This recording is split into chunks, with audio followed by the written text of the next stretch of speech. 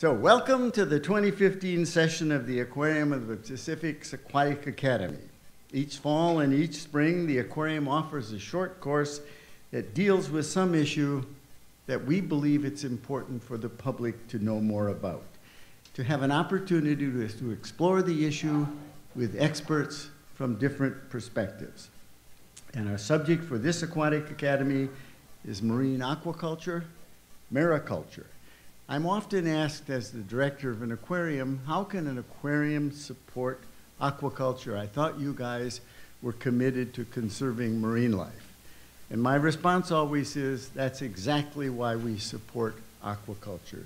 We are a conservation organization. We are committed to conserving marine life. And we believe that the only way to meet the growing demand for seafood and still conserve wild fish stocks is through a program of environmentally responsive mariculture. And yes, we've had lots of bad examples of aquaculture, but we do know how to do it right. And you're going to hear from two experts this evening about how to do it right. We do not want to lose our wild capture fisheries or the way of life that goes along with them. We want all nations to manage their wild capture fisheries responsibly, just like the United States does, and we need to supplement those with environmentally responsible aquaculture. And while the US and California have been leaders in managing their wild capture fisheries, they've been laggards in promoting environmentally responsible mariculture, particularly offshore finfish mariculture.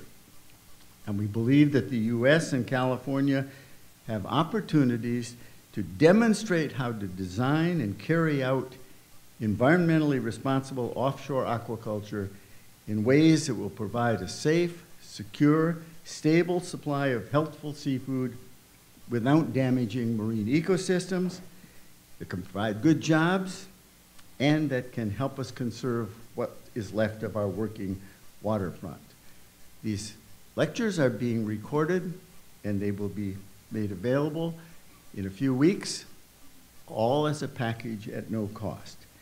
The Aquarium is also producing a short 15-minute film called Perspectives on Aquaculture that will be available in a few months.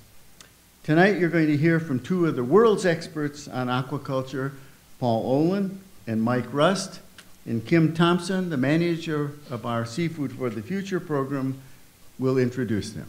Kim, come on up, please.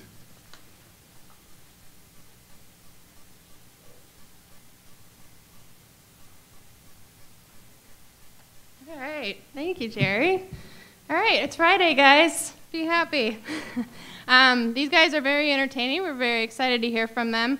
Before I introduce Mike Rust, I want to introduce you to Randy Lovell and Jonathan McKay up here in the front. They're with the California Department of Fish and Wildlife.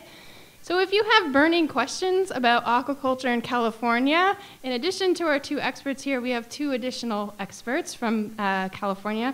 And also, I want to mention aquaculturematters.ca.gov.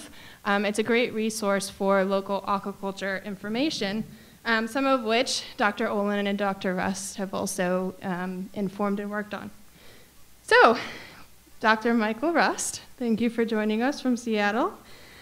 He spent 2 years in the Peace Corps living in Bohol, am I saying that right? Bohol, Philippines, where he came to understand the impacts that food scarcity can have on aquatic ecosystems and human suffering. Upon returning to the US, he earned two master's degrees from the University of California at Davis, one in international agricultural development and one in animal sciences. He worked in Haiti, the Bahamas, Quebec, and Florida on various aquaculture projects before moving to Seattle, where he completed his PhD at the University of Washington studying fish nutrition. He's also got some interesting tidbits on human nutrition, which we'll hear about in a moment. He completed his postdoc at the Institute of Marine Research in Austevoll, Norway. He is a man of the world before he joined NOAA. He worked on the larval development of halibut and cod there. At NOAA, he is a scientific focus on various aspects of nutrition and fish physiology. During this time, he chaired the joint NOAA-USDA Initiative for Technology for Numerous Marine Organisms. Dr. Rust is currently serving as the NOAA Aquaculture Science Coordinator and apparently an outreach coordinator as well. He's a man of all trades. And he is informing policy and decision-making. He holds an affiliate faculty appointments at University of Idaho and the University of Washington. So, Dr. Rust.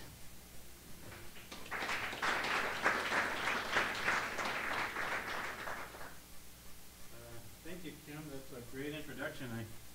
I always feel a little nervous when I hear people say Dr. Rust, because really only my mother calls me Dr. Rust.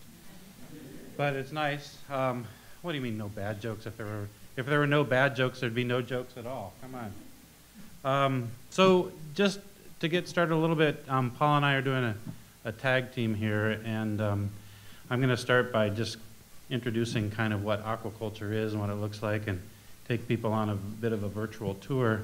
Then Paul's going to kind of give some of the macro drivers around aquaculture worldwide and locally, and then I'm going to focus in with two little vignettes or relatively quick talks, one on aquaculture in a changing environment or a changing world. You know, that's the climate change guys are meeting in Paris, so I think it's timely to start thinking about some of those bigger picture items. And then at the end, I am a nutritionist, so I'm going to talk a little bit about aquaculture's role in human nutrition, particularly as it relates to the United States. So have to have slides. Maybe I should want one mic or the other? Is it? It doesn't matter. Okay. Okay, so that's just a pretty picture. Well, let's go ahead and dive into it. The next slide. I have the clicker. Okay. Technology challenged. All those degrees, and I can't even set my DVD. Okay. Okay, so before we go on, I wanted to ask a few questions. How many people in this room have a vegetable garden or a garden where they eat anything from it? We've got a few. How about a farm? Are there any farmers? Are there anybody that has a farming relative, grandfather, father, uncle? Quite a few. So we have some familiarity with that. So how many people who are doing gardening have fish in their garden that they're growing to bring to the table? Oh, yeah, okay, you don't count. Now, how many people are actually in the aquaculture business and are selling aquatic organisms in Dallas? Don't raise your hand. For fun or for profit. So we don't really have any. So my point in asking those questions is we do, as a society, have a tradition for understanding terrestrial aquaculture, which some people call agriculture. We have that in our family. We have that in our society. We have our backyards where we're raising carrots and arugula and whatever we're doing. But we really don't have a tradition or an understanding of raising aquatic organisms. Now I work for NOAA, and we're primarily ocean-based. So what I'm going to do is I'm going to talk about some of the examples of what a farm in the ocean might look like. And to do this, I'm going to ask for some friends to help me. And the first friend I want to help me is Johnny Shockley. So Johnny is a fourth-generation waterman. That's basically what you call a fisherman in Maryland and in Virginia. These are traditional people that made their living collecting all sorts of things from the Chesapeake Bay. Great history, you know, you can read about them in Michener novels and so on and so forth. A lot of tradition. Well, Johnny figured he was the last of the line, and in fact, when his son was born, he forbade him from going out on the boats. You know, he really was not wanting his son to become a waterman because he didn't see any future.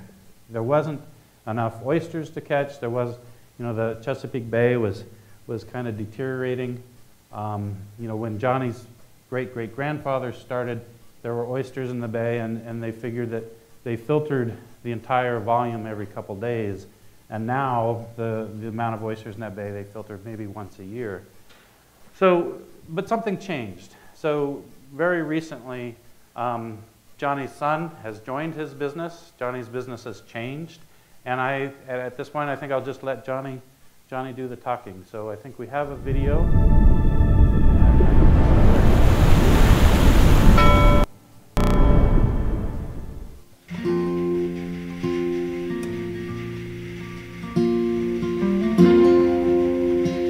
name is Johnny Shockley. I'm co-owner of Hooper's Island Oyster Aquaculture Company. The tradition of families passing their way of life on from generation to generation is changed incredibly. I mean, when I was a child, everyone they went to school and then went to work on the water. As the generations have gone by and the years have gone by, that's more and more so not the case.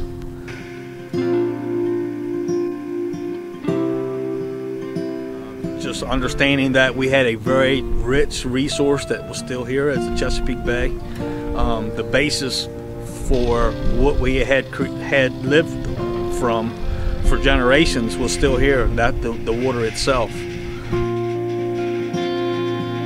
What we have here is inside the 4 markers, it's approximately 5 acres of area.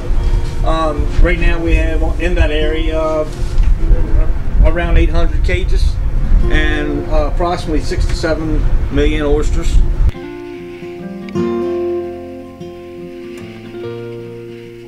Once I saw that we could create an oyster in a hatchery and then sustain it through creative ways of grow out systems and all these things that would be possible around this going in this direction, it just was fascinating to me, and really has been no looking back since I saw it for the first time.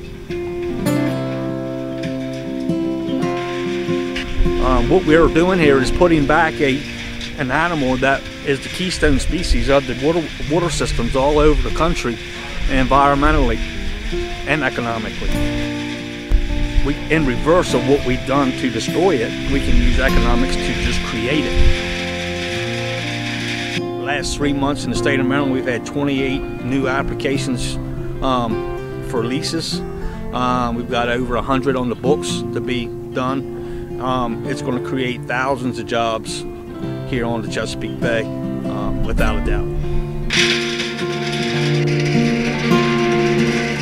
We are working with the youngsters of the communities to start showing them and educating them about what the future of oyster aquaculture is, and those younger generations that really have a passion to be watermen or work on the water. This is going to be a viable option for them.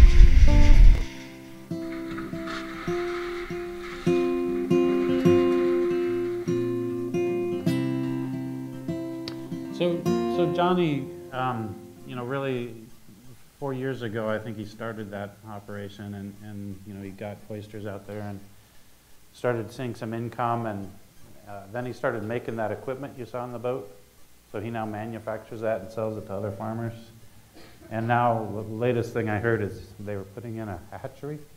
So he's going to be totally integrated, and he's servicing the other leases that are coming along behind him, and his son has now entered the business as well. So it's beginning to be a whole family business. So it's kind of fun when you spend some time with him and his wife. It's a really interesting experience. But that's basically what an oyster farm looks like. Not really anything you can see. You have to kind of go underwater to see it, but you see those products coming out. So I also want to talk a little bit about finfish. And so now we're going to go to the other side of the country, and we're going to learn a little bit about the finfish, marine finfish industry, and kind of what it looks like underwater. So if we can go ahead and just go forward. All right.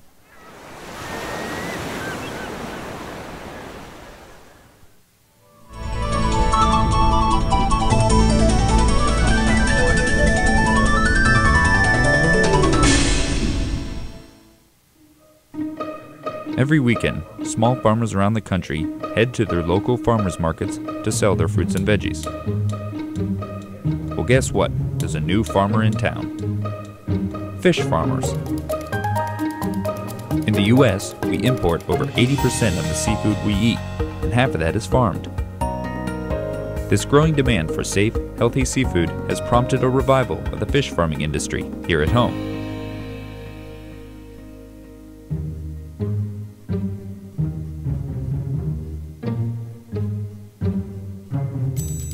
Farmers raise finfish using a variety of methods, but they all start out with baby fish, or fingerlings, raised in a hatchery. Once they are large enough, the fish are placed in either surface pens near the shore or submersible cages in the open ocean. The netting, or cages, allow ocean water to flow in and out, but keeps the fish contained in one area. Fish food is dispensed from buoys floating on the surface at the top of the pen. Once the fish have matured, they are harvested using large vacuums. The fish are then prepped, placed on ice, and taken to market.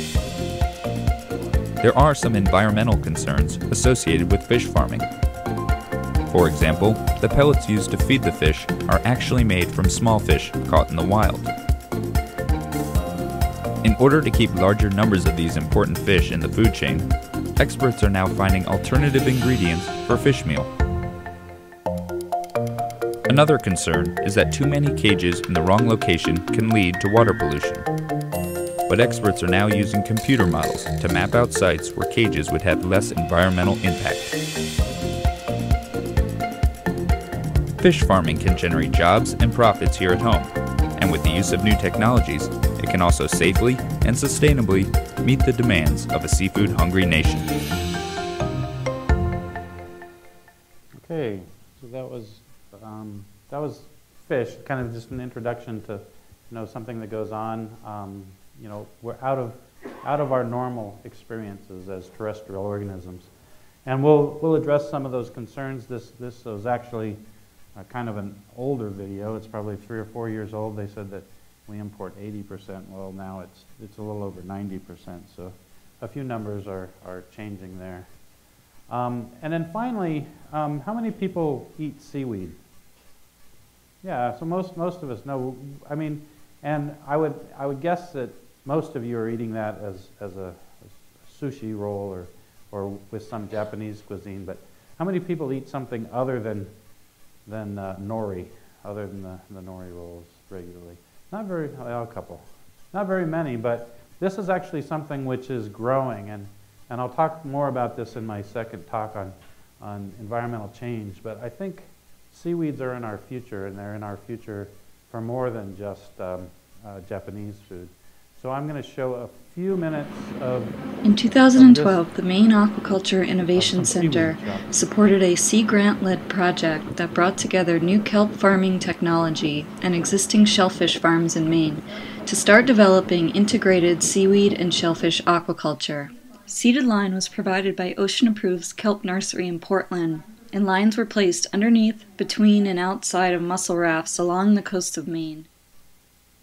Year 2 of the project grew sugar kelp lines on 3 different farms and was the first year that trialed experimental lines of dulse and native porphyra. 2013-2014 was the 3rd year of this project, which included 5 farms. Oceanography put the earliest lines out with the first planting of both alaria and sugar kelp taking place in late August and early September in Casco Bay. The other farm in Casco Bay planted sugar kelp in December. Lines were strung between 2 mussel rafts and placed about 7 feet down. By March and April, the young tender vegetables were ready to harvest. By June, the season had ended and the fowling had begun.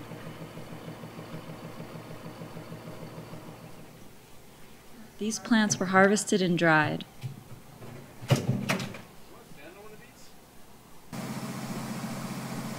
By July, all of the lines were out of the water.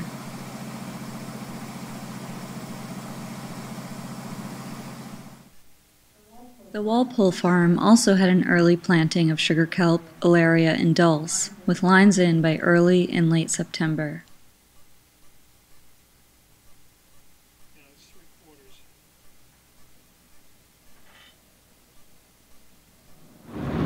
But you can see that especially along this. In October, we were seeing a lot of growth of the seeded dulse and sugar kelp.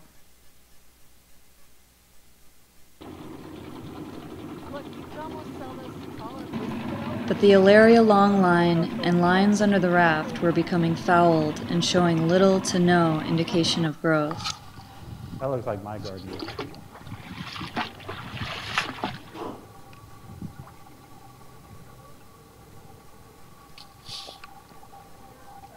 By December, the September planted sugar kelp was impressive.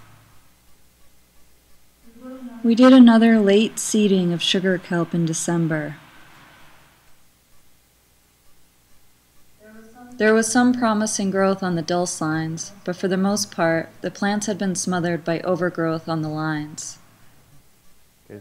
There was still no sign of the... I'm gonna stop Sarah there because she kind of goes on a little bit here and maybe gets a little bit less interesting as the thing goes along. But I think you could see there that those are not overly different than what a farmer would do.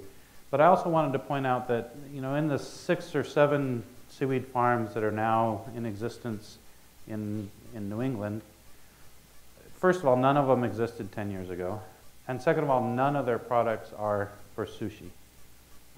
The sugar kelp goes into a noodle product that's kind of, you know, spaghetti-like, if anything, a vegetable. The dulse is dried for snacks, and also there's some of it going into a beer, which is being made in Maine, which I have not tried, but is evidently quite nice. So seaweeds is probably the last thing that we think about when we think about aquaculture. But I do want to make the point that there is a lot of it out there. In 2012, there was some 17 million metric tons produced, and it's been produced for a long time.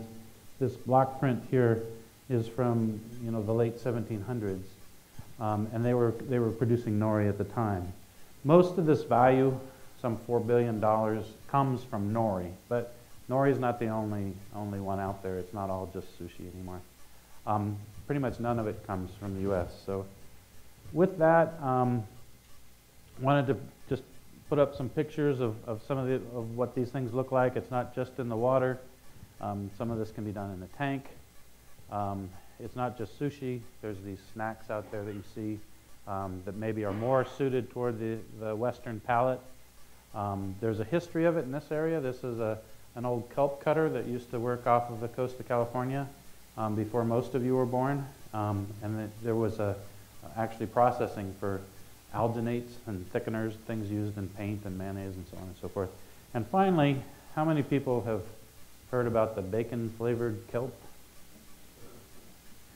So this is a product of Oregon State University, bacon-flavored kelp, and my colleague Chris Langdon is partly responsible for this. And being, you know, kind of aligned with nutrition and food science, I can tell you that I could make cardboard taste like bacon. But be that as it may, it's an attempt to get a very healthy seaweed product into a Western kind of palate, and I think that you'll see more of that in the future.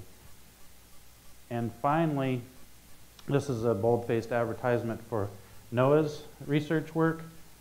We have now a place where you can go and you can find out vignettes of all the different research projects we have around the country related to aquaculture. And it's at this website, or the easiest thing to do is go to the NOAA aquaculture website and link from there. So with that, I think I'll take a few questions before Paul comes up. If there's any burning issues or things that weren't clear in terms of what an oyster farm, a fish farm, or a seaweed farm looks like.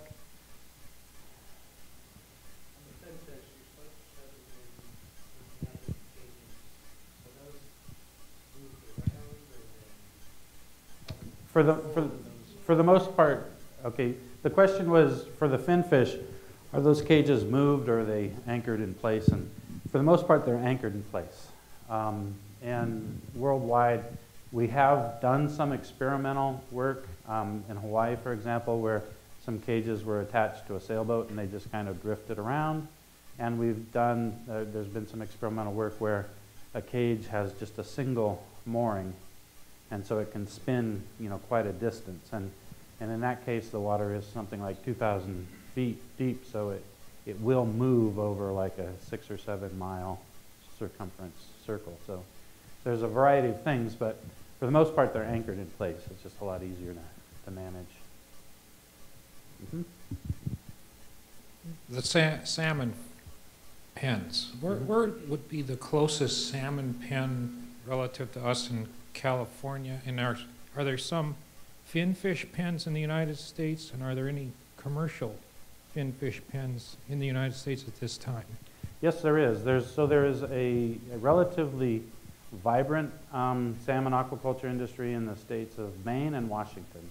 And in fact, where my laboratory is located, a good quarterback could toss a football and hit the oldest commercial salmon farm in the U.S. It's in Rich Passage, very close to our laboratory. And it's been there about 40 years. It's been extremely well studied. I think there's a total of 6 different sites now that exist in Puget Sound for salmon farms. At one point there was a dozen or more. It was 30, 40 years ago. There was not a great understanding of flow dynamics. There was not a great understanding of what the impacts would be, and most people tried to site a salmon farm basically in front of their house, or someplace easy to get to in a back bay, and it turned out that those were poor choices. So what we're left with now are these 6 sites that were good sites that were picked relatively by happenstance, but they persisted because they're good sites.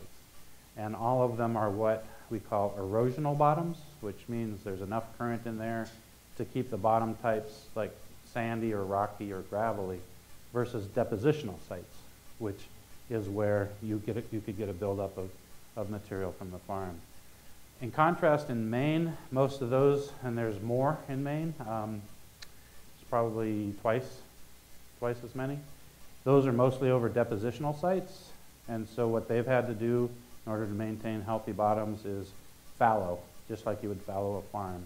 You leave it rest for a year, and you use it 1 year, and then you take it out for a time, remediates, and then you go back. Both Washington and Maine have regulatory programs which prescribe no net change in the bottom over a certain period of time, so it's pretty well regulated. They have to send videos of what it looks like under their cages into state agencies and so on and so forth. But yeah, there is an industry that's been here. Okay. Other finfish in the United States? Yeah. So the farm you saw is in Hawaii, in Kona. That's doing a yellowtail. There was one there that was doing moi off of the airport in Honolulu Airport in Hawaii. That may come back. It went through some issues financially. There's one in New Hampshire that's run by a fishermen's cooperative that's doing trout. I think that's all I can think of right now. There may be another one I've missed, but yeah, there's a few around. Are the white croaker pens here considered finfish viable aquaculture? So enhancement programs, and yeah, I didn't really include those in there, but yeah, the white sea bass that's all up and down the coast, that's an enhancement project. They actually use net pens in harbors, exactly analogous to this. The only difference is when the fish get to a certain size, they release them and you catch them. Exactly the same thing happens in Washington State with salmon, coho salmon. They found that if you take fish and you put them in a net pen in Puget Sound for a while, instead of swimming up to Alaska, they stay in Puget Sound and it creates a local fishery. And that's been going on for 30, 40 years. It's been quite a long time. So there are enhancement pens. Florida also uses them for snook. So yeah, I mean the technology is used for that as well. Sure. So what's the holdup of salmon in California? The salmon in California it's really not quite the right environmental conditions. You have a very rocky shore. It's not very protected. Temperature is an issue. And at this point in time, salmon has become a commodity. So it would be hard to financially justify something that comes in that cheap. I think that, kind of California is, to a certain extent, missed the boat on salmon as the United States has missed the boat on salmon. It's just easier for Norway to crank it up or Canada to crank it up than for us to do it at this point in time.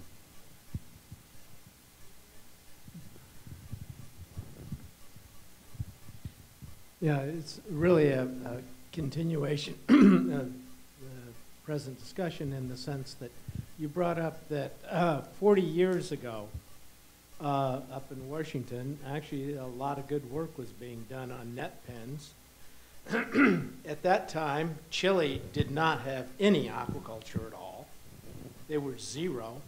North of the border, it was near zero. But yet we had this technological lead, and what happened to it? Why did the United States fail so miserably in this field? That's a bazillion-dollar question there. I will say, though, that you're right in that we started it. My laboratory, that before I was there, actually had net pens. We still have the same net pens today that we put all kinds of fish in. We're down doing sablefish and some other things in them, but they were started for Atlantic salmon recovery programs on the East Coast. And the reason they were started is because of declining runs in Maine and in Connecticut all the way around that area. And all the expertise for raising salmon was in the Northwest. And so eggs were sent from the East Coast to Manchester, Washington, and raised up, and we needed to raise them through their life cycle, so we put them in net pens.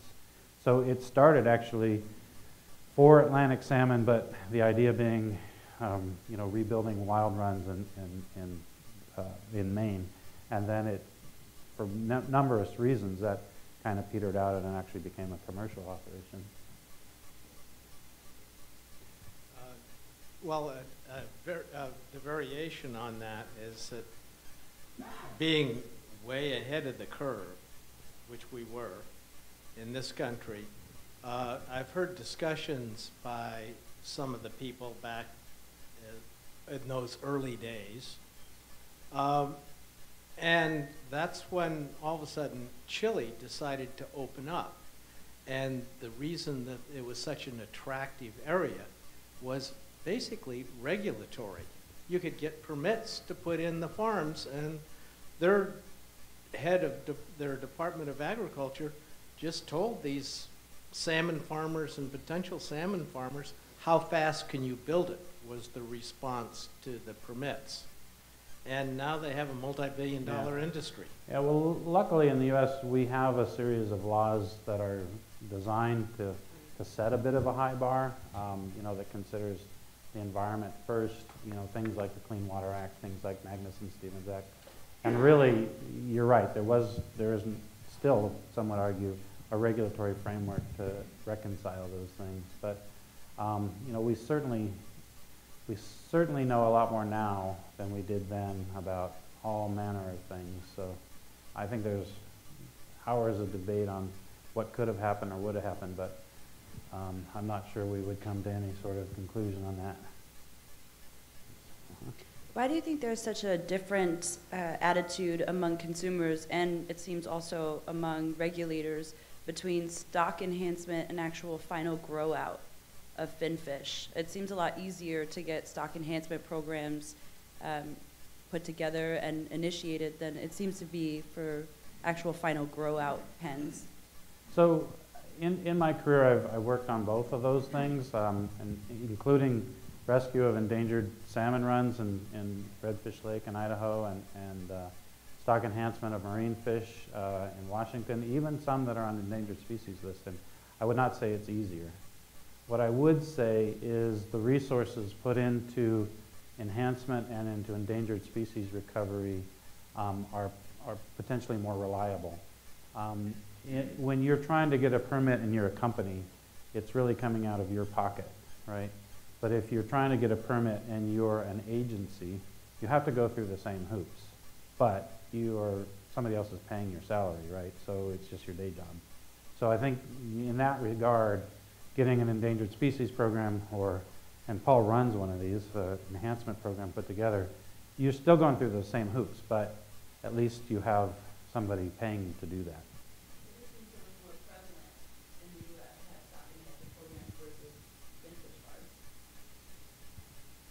Yeah, probably. Certainly in the Northwest. And there's some historical reasons for that too. I mean, you know, stock enhancement of salmon started in California, right, 130 years ago. So there was a history for that. All right. Good. So we can get you guys to a break. Oh. Thank you. Thank you. Sure. He'll be back, guys. Don't worry. Way to go, buddy. Okay, so thank you, Mike. So we're going to get you guys to a break after we have Paul talk. So Dr. Paul Olin works as an aquaculture specialist for the University of California Sea Grant Extension Program at Scripps Institute of Oceanography. He conducts applied research and extension programs in aquaculture, and he also works in the recovery and enhancement efforts for the coho salmon in the Russian River. He is working with the California Department of Fish and Wildlife to finalize the California Programmatic Environmental Impact Report for coastal and marine aquaculture. He coordinates a project to develop cultural protocols for the purple hinge rock scallop, and he's also working on the outreach and education and the modeling programs for the offshore aquaculture finfish project proposed off the coast of San Diego titled Rose Canyon. He's also working on the pre-permitting process for the offshore leases for mussel aquaculture in the Port of Ventura, I believe that is. He is a member of the U.S.-Japan Natural Resources Panel on Aquaculture, the NOAA Korea Joint Coordination Panel for Aquaculture Cooperation, the California Aquaculture Development Committee, and was recently appointed a member of the Aquaculture Task Force to assist the Federal Marine Fisheries Advisory Committee of the Department of Commerce. He served as the director of Sea Grant's extension program from 2002 to 2010. Prior to working for the University of California, he coordinated international training programs for shrimp aquaculture and was the aquaculture specialist for the University of Hawaii Sea Grant program. So welcome, Paul Olin.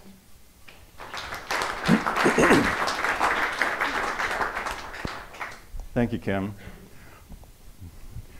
And thank you, Jerry, for inviting me down again. As you know, I always like talking about aquaculture. I've spent most of my life in various aspects of it. And I'm particularly excited now because there's been a fair amount of resistance to aquaculture development. And when Jerry first talked to me about this academy, he said they like to pick topics that sometimes are fairly controversial and to provide information so people can make informed decisions about them. I think most of you are probably aware that aquaculture development has been fairly controversial at some times. In answer to the question about stock enhancement versus net pen finfish aquaculture, I think the largest reason behind that is tradition. As Mike mentioned, you know, salmon hatcheries started a long time ago, and they started because people decimated wild salmon runs. The people that did that made a whole lot of money, and they wanted to see salmon continuing to come back.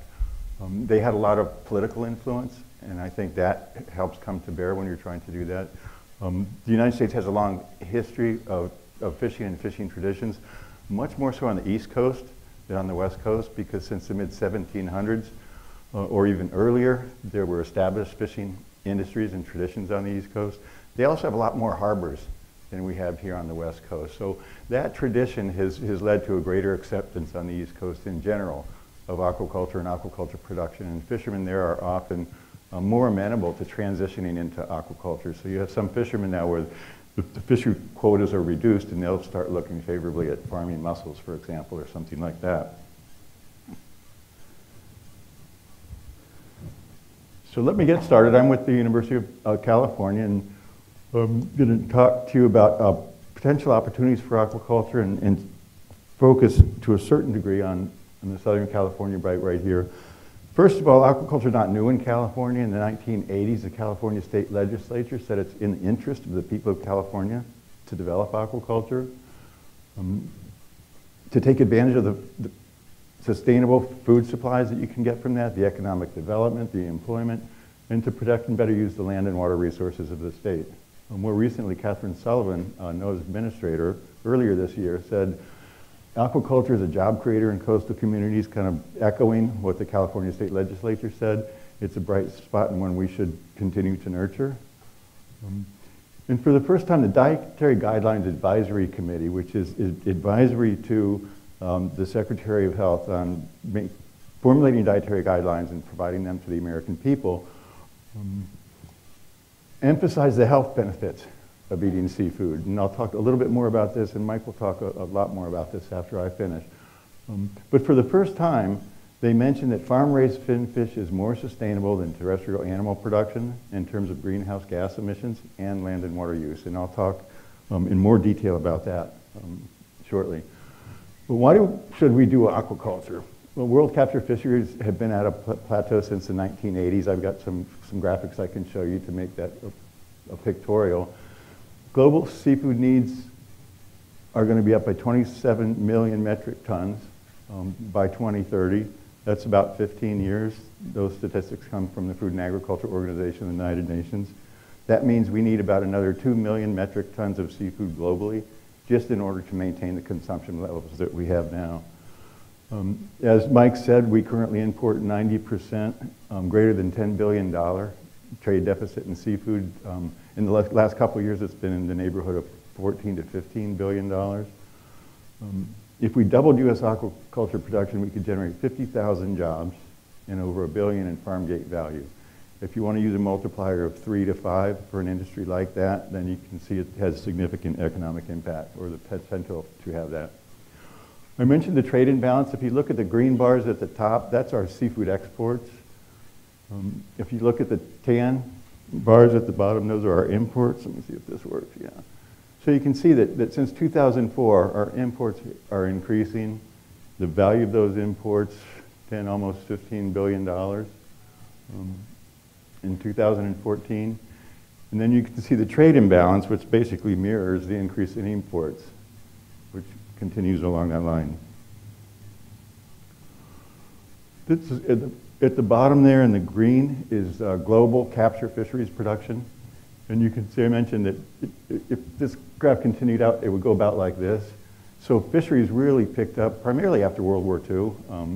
There was a huge investment by the U.S. federal government to enhance our wild capture fisheries, and that occurred globally. In the late 1980s, however, we started to see it plateau, and it's been essentially level at about 80 million metric tons a year since the late 1980s.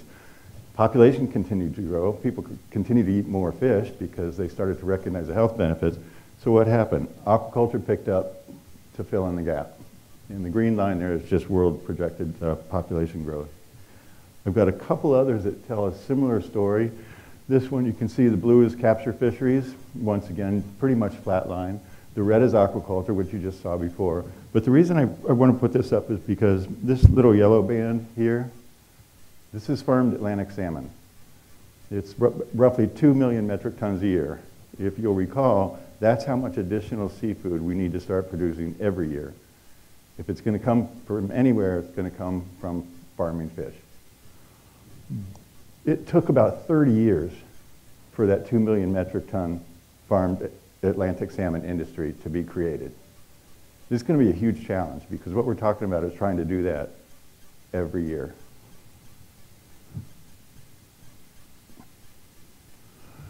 California has a really vibrant aquaculture industry. I don't want to read these, you can, but the first half a dozen there are basically bivalve shellfish, a number of different species of oysters and clams, some abalone aquaculture, and then we've got, in this region, right, here's some freshwater fish that are produced primarily in the Central Valley and produced primarily for live markets.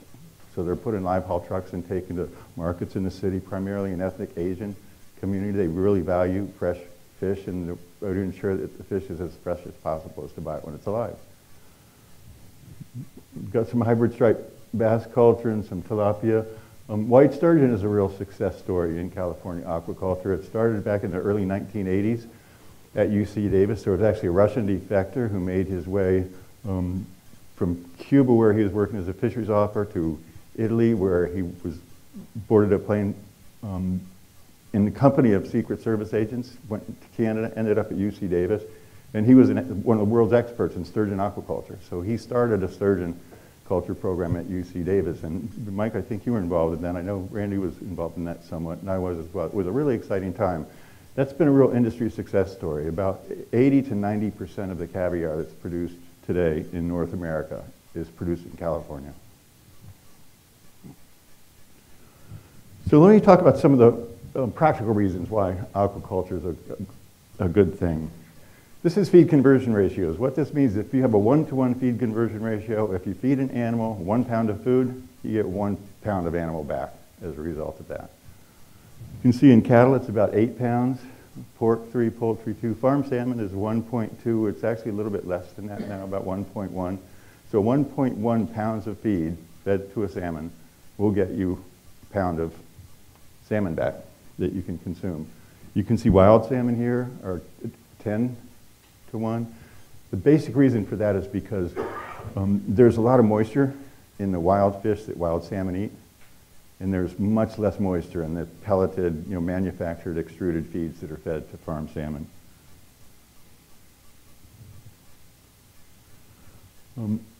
Atlantic salmon really tops out when you look at edible yield. This is, so you harvest a fish, you fillet out the edible portion of the fish, and what do you have left? And in a salmon, it's almost 70%.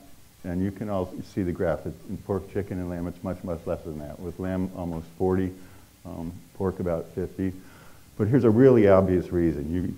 You get a significantly higher percentage of edible product in fish. And the primary reason for this, you can probably imagine, fish don't have to deal with gravity.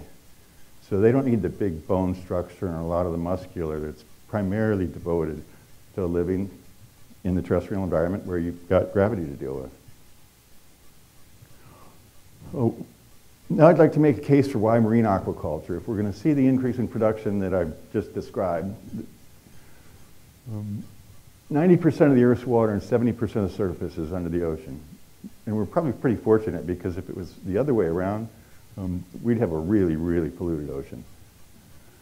Capture fisheries today only produce about 1.2% of the food that we eat. In marine aquaculture, only 0.5% of the total food we eat.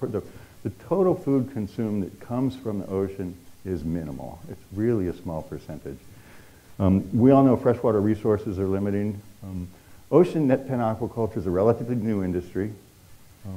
About 30 years with salmon, and with some of the other species that Mike discussed that have been raised, it's more on the order of 10 to 15 years. But it's a new industry that is practiced successfully elsewhere. Mike mentioned in Washington State, in Maine, and British Columbia, they have a significant cage culture industry raising salmon. Similarly in Chile, in the British Isles, there's a vibrant industry in Norway, also in the Mediterranean, in Australia, and a number of countries in Southeast Asia. Now I'd like to digress just a little bit and talk to you about a study that was conducted by Sarah Lester and Steve Gaines and some of their colleagues at UC Santa Barbara. And what they wanted to do is they said, aquaculture is on the horizon. There's a lot of stuff going on in the ocean. So let's take an area that people recognize as having good potential for aquaculture, the Southern California Bight, and let's map out all the stuff that's going on there. Let's do some basic environmental monitoring, and let's see if there are, in fact, places where you could successfully develop a farm. They looked at finfish, which was a striped bass. They looked at longline mussels, and they looked at sugar kelp. These are generally described as extractive aquaculture because mussels will filter naturally occurring phytoplankton, and then when you harvest them, you're removing those nutrients from the water. Similarly, kelp are the same way. Finfish are fed aquaculture, so you manufacture feed and you feed the fish in the net pens. That's the primary difference. So they looked at constraints. I'm not going to go through these, but you can imagine. There are major river outfalls, sewage outfalls, areas of special biological significance where you wouldn't want to do that. You've got the military that has parts of the ocean that they really like and they don't want anybody out there. You've got major shipping lanes that you don't want to be in. So when you look at all those and map out restricted areas, then you can start looking at other variables that are not restricted because of competing uses. And then you start looking at things like currents. You start looking at things like what the bottom's like. You start looking at things like how deep it is. And then you further narrow down where you might conduct aquaculture. And in the Southern California Bight, they found that there were a lot of areas that could be developed. About 500 square kilometers could be developed. There had the potential for development. And this is, you can see oh, I'm sorry. The real dark areas are where you could do all of it. The lighter green are where you could do the extractive, the macroalgae, and bivalve shellfish. And the yellow are areas that are best suited for finfish aquaculture. And if you look, you've got a big area here, but you've also got a cluster right off the coast of San Diego. It's really conducive. And it's conducive because it's, as I said, a good bottom type, got good currents and good water temperatures. Those are the primary things. And if you can get it, some protection from storms. Let me touch again on some of the needs for aquaculture. Everybody knows the human population is going. They say it's going to cap out at about 9 billion people. I have no idea why they think it's going to stop at 9 billion people. Perhaps if there's famine and epidemics, that might cap it, and perhaps they feel that that's the case. But I've never heard a rationale for why it's going to cap out at 9 billion. But it's safe to say it's growing, and we're going to need a lot more food of all types to feed people. This is really interesting to me. If you had asked me 10 or 15 years ago if I thought in North America we were going to have a food security problem, I would have said no, absolutely not. We've got all kinds of money, we've got all kinds of places to produce food. But this is interesting to me because this is global middle class consumption. Today we're right about here. Okay. The EU, the US, and Japan have about 60% of global purchasing power. And countries in Asia have 15%. So let's go up to 2044. It's a complete reversal. Asian economies are going to be booming over the next couple of decades. And so that reversal puts 65% of middle class consumption in primarily India, China, and other Asian countries. And Vietnam is a big one right there. What that tells me is if we can't keep up with the increased demands for seafood, it's going to get more and more expensive. And a lot of the 90% of seafood we currently import is coming from China. So they're just going to buy it themselves. And even if we're willing to pay for frequent flyer miles for seafood, there's a good chance it just won't be available. So to highlight this once more, there's more people living in this circle right here than in the whole rest of the world. And there's just another pictorial, a beach in China. How fun that must be. So let me shift gears and say, why should we practice U.S. aquaculture? Well, Mike mentioned some of this. We've got a strong public and private ethic for environmental protection. We've got an environmental approach to aquaculture. California's programmatic environmental impact report, before we ever put a fish in a cage, has to be completed before that's going to happen. And we've got stringent regulatory programs to deal with some things that historically have been problems with aquaculture production. The use of antibiotics, for example. But we've got FDA and EPA who regulate that, who approve it for use, who look at the environmental impacts of that use. And so I think that we can do this without having significant adverse environmental impacts. Protection of water quality, we've got the Environmental Protection Agency. It requires a farm to have a national pollution discharge elimination system. Note that wording, National Pollution Discharge Elimination System. So they look very, very closely at water quality where you might want to put a net pen, and they establish parameters around which you can't exceed certain variables, usually nitrogen, phosphorus, those kinds of things. Aquatic invasive species have been a problem and could potentially be in the future, but we've got the U.S. Fish and Wildlife Service. Here in California, we've got the California Coastal Commission and the Department of Fish and Wildlife that's really concerned about this, and they've got really strict regulatory programs to ensure that, I can't say to ensure that it won't happen, but to ensure that there's very, very small likelihood that that's going to happen.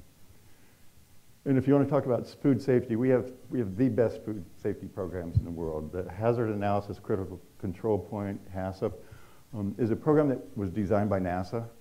I don't know how many hundreds of millions or billions of dollars it costs to put an astronaut in space, but they didn't want them to get sick when they were up there.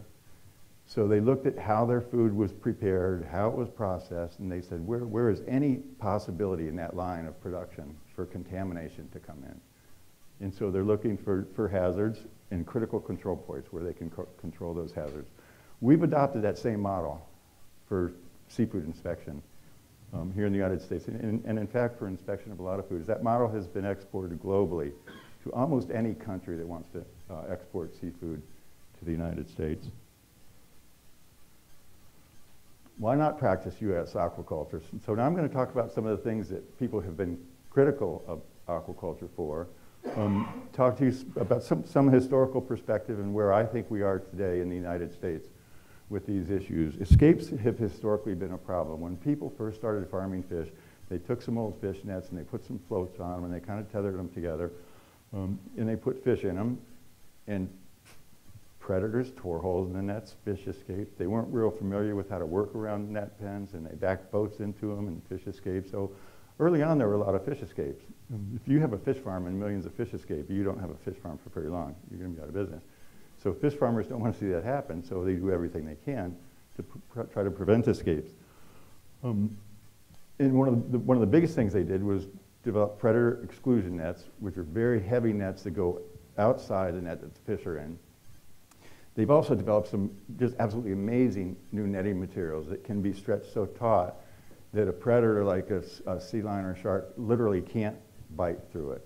And if you want to see some interesting videos on that, if you search Eleuthera sharks, they did some tests down at the Eleuthera Institute where they made some of these dynemas, the netting material. They made some of those and they put some fresh fish carcasses in there in areas where there were a lot of bull sharks, and bull sharks are very aggressive, and they were not able to tear into those nets. So you've got a lot of technology that's gone into it. Predation, competition, and disease. These are all things that people were concerned about with some of these fish escapes. So if you step back earlier, if you prevent the escapes, then all of these potential concerns aren't really concerns anymore. Altered genetic variability, similarly, if fish aren't escaping and reproducing with other wild fish in the population, you're not going to have an impact on the genetic variability and diversity of the wild fish populations. Antibiotics and therapeutics I'll talk about again in just a minute. Pollution is an interesting one. One of the things that NOAA has done is to put together teams of scientists and address some of these issues with net pen or cage fish farming. Carol Price and James Norris are two people that work at the Beaufort Lab in North Carolina. They spent a couple of years, primarily Carol, looking at about 400 peer-reviewed studies on issues surrounding cage culture of marine fish. And what they found is that generally within about 100 feet of a cage, you can't detect any increase in nutrient levels in a properly managed fish farm. And when I say properly managed, fish food is really expensive. It's about 50% of the cost of farming fish. So farmers don't want to lose fish food. They don't want to feed fish and then have the pellets drop down, go through the bottom of the cage and end up on the bottom. And so they've developed some really sophisticated camera monitoring systems. A fish farmer now can sit in an office on shore and watch his fish eating and watch the feeding. And as soon as the aggressive feeding stops and pellets are getting near the bottom of the cage, they just stop feeding. They can do all that from a shore-based facility. In fish meal, I will talk to you a little bit more about in the next few slides. So first, let's talk about escapes. As I said, farmers try to avoid them. There were 20 years ago escapes, sometimes in the millions. Those were usually related with storms or big boats backing into cages and really tearing up nets and fish escaping. I mentioned new net pen designs and some of these new Dynema, high molecular weight polyethylene nettings that can be stretched really taut. But as an example, British Columbia had a salmon watch program because net pen salmon farming is really controversial in British Columbia. And they were really concerned that these Atlantic salmon were escaping, were going to interfere with wild salmon populations. And I think you all are aware that in the Pacific Northwest, in Washington State and in British Columbia, salmon are really iconic. They're part of a very, very long tradition. So they did a lot of field work in 12 freshwater streams on Vancouver Island. They didn't find any Atlantic salmon that had escaped. Recent escapes in British Columbia are in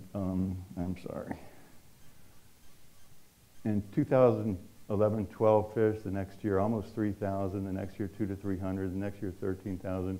I know this one was a result of a boat backing into a net. These are solvable problems. If you train the people operating your boats and put net guard protectors on props and things like that, these are solvable. But I'd also add that these are relatively low numbers of fish. California releases about 32 million hatchery Chinook salmon per year in support of our salmon fisheries, both recreational and commercial. So even 10 or 20,000 escapes from a net pen, when we've for many decades been releasing 30 million fish, doesn't seem to me to be a significant concern. Let me talk about fish meal. There has been a lot of contention about, well, you're just catching fish from the ocean and feeding them to fishing cages. And that's true. If you look at the bottom gold bars, that's the catch of fish that are rendered into fish meal from 1970 through estimated 2030.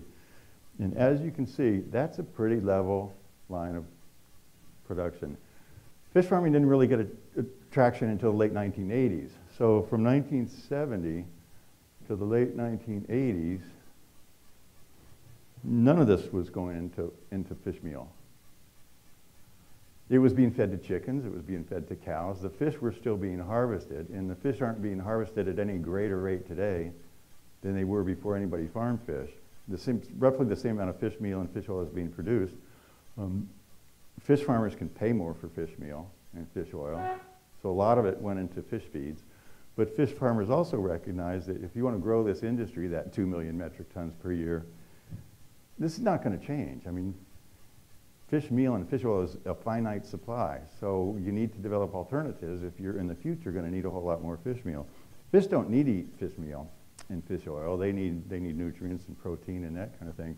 It's just that when you go to least cost rations formulation, that's where you want the least cost to produce a ration that's going to support good growth. Fish meal really provides a lot of the stuff that fish need, and that's not very surprising because that's what a lot of them eat in the ocean.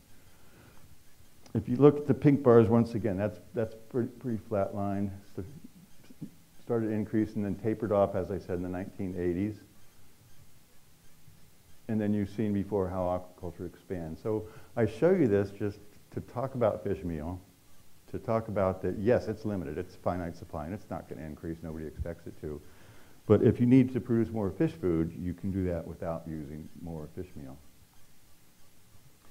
Some of the ways you do that are look for other sources. And as fish feed gets more and more expensive, a lot of sources that were not economical to source and process and use as a fish food ingredient all of a sudden become economically viable to do that. So today, 25% of fish meal comes from different byproducts, the bone and feather meal, just different things like that, and a lot of processing waste from fish processing plants. When fish meal didn't cost very much money, it wasn't worth it to collect all the fish processing waste and render it into fish meal. That's not the case today. And there's a lot of new exciting sources, and Mike might talk some about a major project that NOAA undertook looking at alternative sources of ingredients for fish meal. But soybeans, microalgae, single-celled proteins, and genetically improved oilseeds are all good potential sources for fish meal and fish oil replacements. And I'd ask you now just to look at the blue slices. So this is global use of fish meal in primarily salmon feeds in 1990. You can see in 2008, Chile's now down to 19% and Norway about 29%. There's no reason to think that those blue slices couldn't continue to decline in the future as alternate sources are obtained. Let's talk about antibiotics. So late 1980s, aquaculture really starts to boom as capture fisheries plateau. When you put a lot of fish in a cage and start to feed them, any agricultural animal species for that matter, you have bacterial problems, you've got disease problems, they surface, and the response to that is to use antibiotics so your fish don't all die. Nobody wants to use a lot of antibiotics. They're expensive. Fish don't like to eat feeds that have antibiotics in them necessarily. So the scientific community kicked in and created a lot of vaccinations And so what you can see here is antibiotic use almost declined to a very, very minuscule amount, while at the same time salmon production skyrocketed. So this is another good example of, do you have a problem? Yes, indeed, there is a problem. Bring some research to bear on it and solve that problem. And I think we've done that in many cases. There's still a need for that, and I'll talk about that in a minute too. Along Norway's 16,000-mile long coastline, there's about 1 million metric tons of farmed salmon. It's more than that now. But the surface area of all those cages would fit onto the tarmac at the Oslo airport. It's not very much area.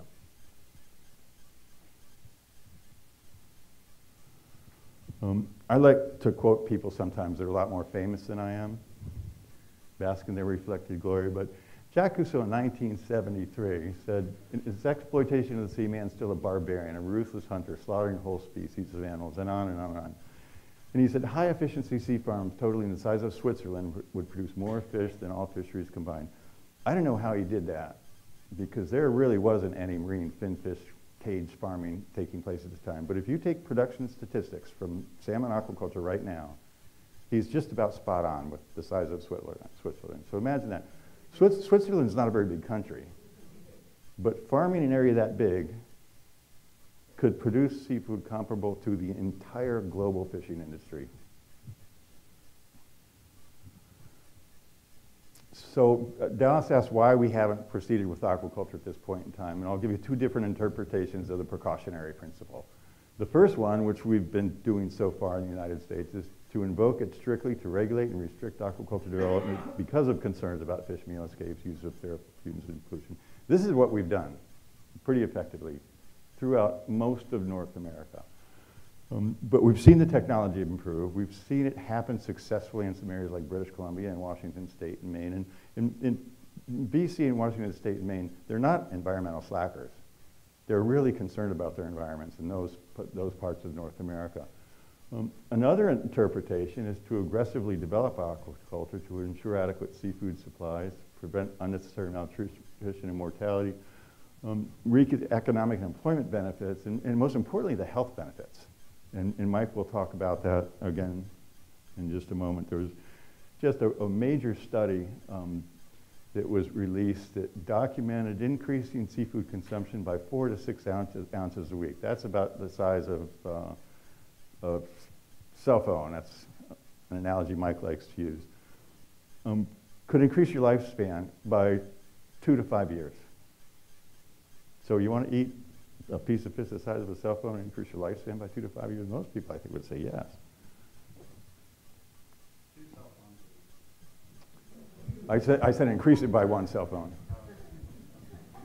The recommendations now are 2, but thanks for pointing that out. So production potential, there's been some work done on this. If we increase from 500,000 to 1.5, the value would increase from 1 billion to 2 billion. And Colin Nash in 2004 estimated that 760,000 tons of this could come from finfish, primarily marine finfish. And then increased in crustacean production. This is primarily crawfish, which would be done in southeastern United States. And then about 250,000 tons from increased mollusk production. This would happen primarily along the eastern seaboard in the Gulf of Mexico and in the Pacific Northwest. Let's talk about systems. A lot of people have promoted aquaculture in recirculating systems. The idea being if we recirculate water and we filter it on land, we have absolutely zero impact on the environment because we're not discharging anything. There was a lot of pressure in British Columbia on the Canadian government to look into this, so the Department of Fisheries and Oceans commissioned a study to evaluate a lot of different kinds of recirculating systems. So they looked at a net pen. They looked at a standard basic recirculating system that's not liquid oxygen injection. It's not a lot of real high technology. And then they looked at all the high technology, liquid oxygen and a number that I'm not going to go into. But what I'd like to draw your attention to is red means they didn't make any money.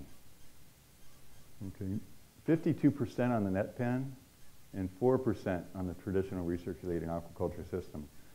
So what this tells me is if we can develop technology to grow fish in net pens, it's going to be a lot less expensive than if we do it in more expensive modes that don't have that kind of return. There's a lot of exciting new technology. Some I've talked about. This is a sea station spar cage. This is a central spar that can be filled with water or filled with air to ballast and deballast and raise this cage up and down. There was one of these cages located right off Puerto Rico when Hurricane Katrina went across, and there was no damage whatsoever, and the fish didn't even stop feeding. And when fish get jostled around a lot, they generally will reduce or stop their feeding. This is a real common cage culture design that's being used widely throughout the world now. This is basically the kind of design that Hub SeaWorld is proposing, and they have a proposal to develop a fish farm about 4.5 miles off the coast of San Diego that at its ultimate production would produce about 5,000 metric tons of California yellowtail a year. This is undergoing permit review now by the Army Corps of Engineers, EPA, the California Coastal Commission, and Department of Fish and Wildlife. Here's some long lines for shellfish that you can see, and this is a geodesic kind of dome that was designed as another submersible type of cage. So what can we grow in these cages? California yellowtail is ready to go, and by that I mean we've got good diets for them. We've got good hatchery technology, so if you need 100,000 fingerlings, you can actually produce those from a hatchery to stock upon. Mike mentioned this Hawaiian moi. This was a highly successful and one of the pioneering species of fish that was grown in marine cage culture. There were some business problems, and it wasn't related to the economic returns. It was more related to partners doing this and disagreeing on what should be done. Cobia is an amazing fish. It's really fast growing. It's found in the Gulf of Mexico and on the eastern seaboard. It's currently being farmed in Panama by a U.S. guy from New York who had that farm that I mentioned just a moment ago in Puerto Rico. Because of regulatory restrictions, he ended up going down to Panama to do it. It's not that they don't have regulations there, but they're not nearly as costly as the regulatory regime here in North America. Kahala is a Seriola species, and that's the one that's being produced in Hawaii. And then in the bottom right corner here, we've got the Aqua Advantage Atlantic salmon. This is a genetically engineered fish that was recently approved after almost a 20-year review by the Food and Drug Administration. And they expressed no concerns with production of this fish as it was proposed in the application by the company Aqua Bounty. This is real controversial because there are a lot of people who are unfamiliar with and uncomfortable with the whole concept of genetic engineering and genetic modification. But I would just submit that we've been genetically engineering and modifying every animal and plant in agriculture ever since people started planting plants and farming animals. We've done it using some techniques like taking seeds and just irradiating them with gamma radiation to just mix up the DNA and cause random mutations, and then plant those seeds and grow them and see what happens. With modern genetic engineering technology, you can take a gene, you know exactly what that gene is, and you can insert it into the genome of a receiving animal, which to me is I feel it's much more safer than just generating random mutations in DNA and then seeing what happens. It's also a whole lot faster because you don't have to then grow those animals out and just see what they look like. Some real promising species. Mike's got a program that's working with sablefish now. Florida pompano, as you might guess, is got the subject of a major project in Florida. Some really exciting ones are bluefin tuna and yellowfin tuna. Mike and I were in Japan just about a month ago, and the Japanese are really moving forward with bluefin tuna. It's a really difficult fish to raise because the broodstock are really big. They've got cages that are 100 feet across and 18 feet deep. One pond that we saw that they had broodstock in cost them $24 million. It's going to take $1 million a year to operate it. But they see this as the future of bluefin tuna farming, and I would agree with them because bluefin tuna farming now is a feedlot operation. They go out and they catch small fish, They raise them for eight or 12 months, and they go from 18 kilos up to 100, and then they sell them. But they're harvesting juvenile fish from the wild who haven't had a chance to reproduce yet, and anyone can imagine that that's not very sustainable. I hope I gave you the impression that research is critical, because I'm not going to say there aren't going to be problems in the future. I know there will be. That's just the nature of any kind of agriculture. And so research in all these areas, fish health, broodstock, larval rearing, and with climate change, and Michael probably talked about the ocean acidification is something that we're going to need to follow very closely as it impacts both fish and shellfish that are raised in the ocean as conditions. And then I'll close with another quote. Let's plant the seed and herd animals using smooth farming instead of hunters. Once again, back to that's what civilization is all about, farming replacing hunting. And with that, I'll close. And if there are any questions, I'd be happy to start asking.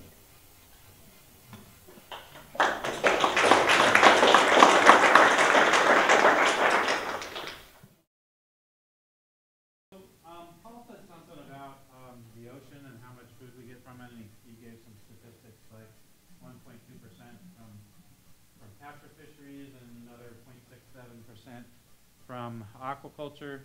And I kind of want to drill down a little bit on that statistic and talk about aquaculture and fisheries in the bigger picture of food and food supply and food security, and how we're going to sustain populations of, I think I did. I didn't. So it's hard having a PhD and being so technically challenged. I need a 14-year-old. I really don't need a 14-year-old. I've been there, done that. Thank you very much. So anyway, how are we going to sustain a population of 9 billion, and how are we going to do it without screwing up the planet? How are we going to maintain our environmental benefits that we have from wilderness and from healthy oceans, from healthy landscapes? How are we going to get around not just eating everything? So I think this statistic that Paul kind of danced around is really important. And really the world's oceans that cover 70% of the surface area, right? They contain 97% of our water. All right, if you think about water, 97% of it's in the ocean, 3% of it is fresh, yet they yield less than 2% of our food. So the corollary of that, the flip side of that is that we use 70% of our fresh water on 40% of our land to produce 98% of our food. We're heavily, heavily, heavily weighted toward land food production. When I asked, when we started, how many people had gardens, how many people had farmers in their background, a lot of you raised your hands. We're very familiar with that. But let's look at the opportunities moving forward, especially in a new era. We're kind of in this new climate change, environmental change era, depending on how you want to look at it. What is that going to mean? What is that going to mean for food for our children and for our grandchildren and even for ourselves? So to sum up the land side of things, the FAO, Food and Agriculture Organization, they're kind of the international body that kind of looks at these things. And they looked at climate change and food systems. And to be honest, they only really looked at land and fisheries. They didn't really look too much at aquaculture. But a couple of things kind of come out. And I don't want you to get too worried about this, because to be honest, we don't know. We really don't know. This is new stuff. It's still not really crystallizing. There's still not good paradigms of what climate and environmental change means to global food production. And imagine how difficult this big problem is to get your hands around and communicate to people in a meaningful way what it means and what to do. It's a very big topic, and there's still a lot of squish in this. But what they do come up with is that there are going to be fundamental changes in global food production. And for the most part, those will probably be negative in the tropical middle part of the world, and maybe a mixed bag or even somewhat positive toward the north and the south. So, but change, if we just think about change in something as fundamental as food production, alarm bells should be going off, because in any process of change, there's disruption and there is there is reduction, and there are issues around what we eat, what we're used to eating, what we like to eat. It's really tied into our culture. It's really tied into what we are as a society, our values, and so on and so forth. But changes are coming. So we have other environmental changes, not just climate change, right? For a long time, we've been messing with our environment for a long time. We have things such as eutrophication and ocean acidification, which is not climate change, but is related to that, related to greenhouse gases and burning those. And we know that they're altering our ocean ecosystems as well. So in the fisheries side of things. Overall, the best guess is there's probably going to be a negative impact. Again, it's because of change. Change in general causes populations to not quite do as well until they can evolve and catch up and start doing better. So anytime there's a change, there's probably an immediate reduction followed by an adaptation, followed by hopefully back to a better status quo. But probably for a while, and for overall, it'll probably be somewhat negative on our fisheries. Again, some positive potential impacts north, and probably some negative impacts in the middle latitudes. And then we have this on top of other stressors, other things that are going on in the environment. So anyway, again, not very surprising, there's probably going to be some fairly significant changes from marine finfish capture and management. Hopefully we can keep up. I think we can. If you look at impacts of change, changes in temperature, the precipitation and intensity of rain events, which is very important for agriculture, increases in atmospheric carbon dioxide, changes in land value for farming, has physical impacts on the ocean temperature changes, sea ice changes, sea level might change, changes in freshwater supplies, and ocean acidification. That then in turn causes biological impacts, and so on and so forth, which results in social and economic impacts in terms of our livelihoods. So what about aquaculture? So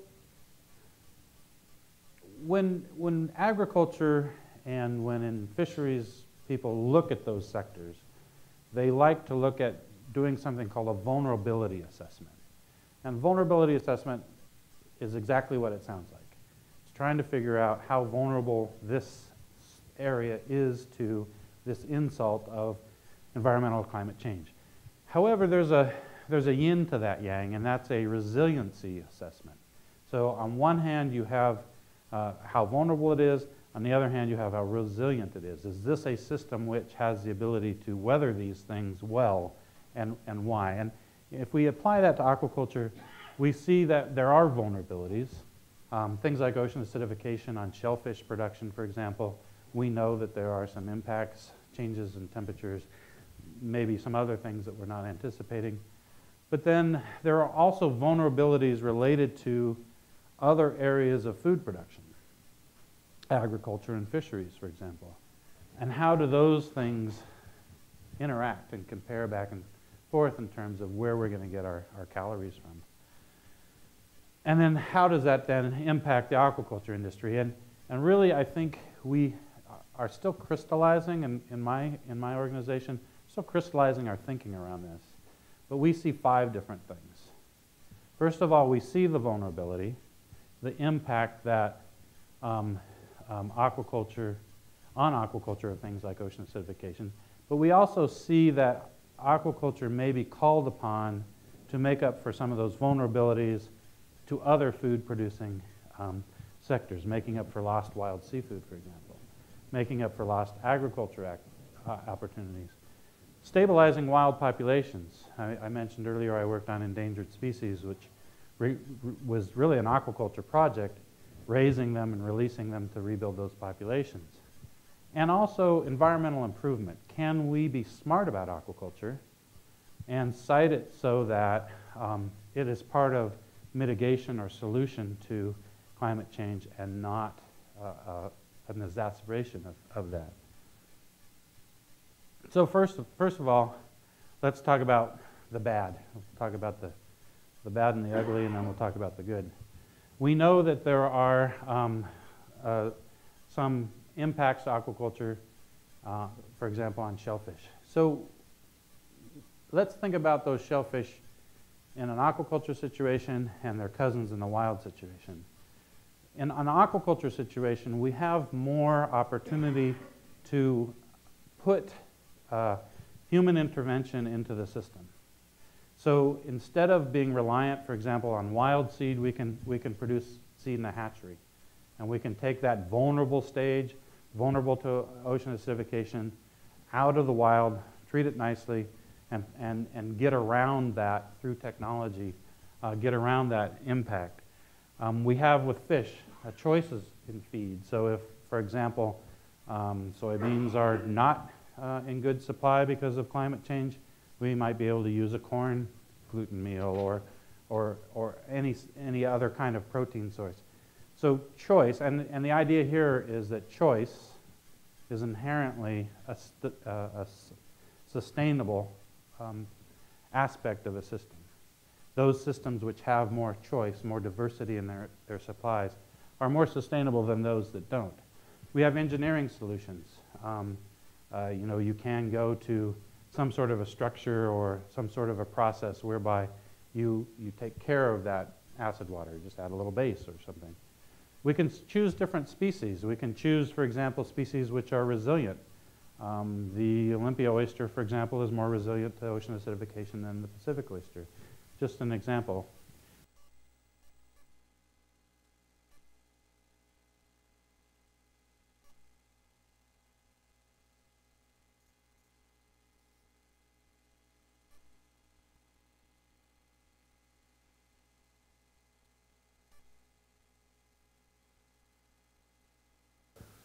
Genomics or omics revolution, and I have failed miserably trying to explain what omics are, and the only thing I can really say is it's this new science in medicine and it's new science in agriculture, it's also in aquaculture, and you can think of it basically as understanding the software of life.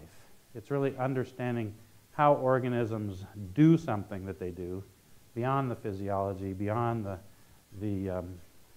classics. Really, I won't go into that because it would be way too involved, too deep.